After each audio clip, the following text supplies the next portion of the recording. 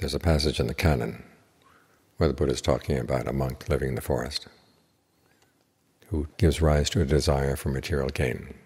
It could be new robes, a bowl, food, better lodgings. And the Buddha doesn't say that desire is necessarily bad.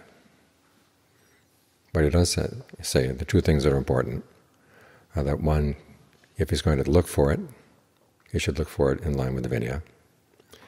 And two, if he doesn't get it, he shouldn't be upset. If he does get it, he should watch out for the dangers that come with having things. In other words, he shouldn't let his mind get overturned by his desire for things. And the questions of having and lacking. If you can search for things with that attitude, you can go ahead and search. And part of the right search is that you search with goodwill. There's another story in the canon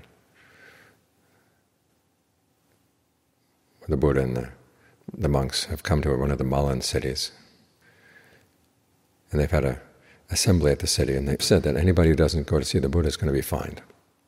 And so one of the Malans, his name is Roja, shows up. Now Roja has never showed any interest in the Buddha or the Sangha at all.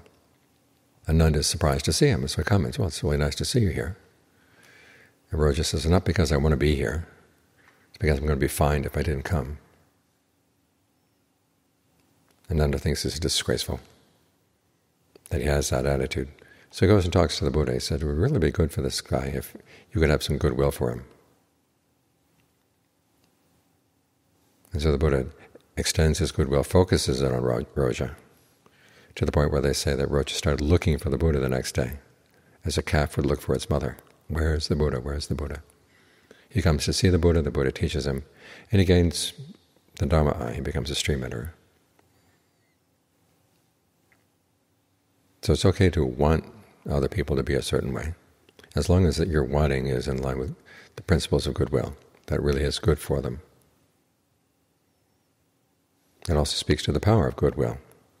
I know a number of Ajahn Fuang students who had work that involved contacting a lot of people. And before making the contact, they would stop and spread goodwill. I know this one woman had a vision code. She would see a flag after doing that. And if the flag was flying nicely in the wind, it was a sign that everything was going to work out well. If the flag was drooping, it was a sign that things would not work well.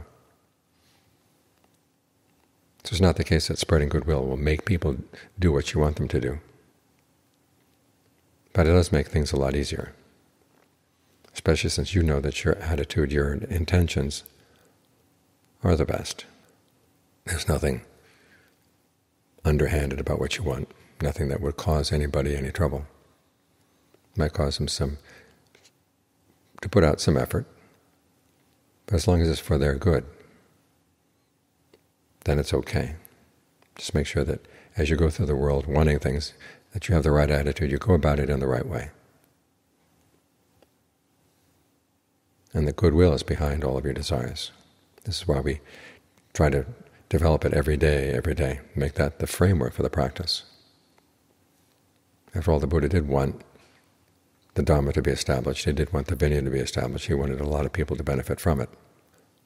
So he's acting on that desire. It's not the case that things happen without desire. But on acting on the desire, he made sure that it was totally goodwill all around. And that's what makes it pure.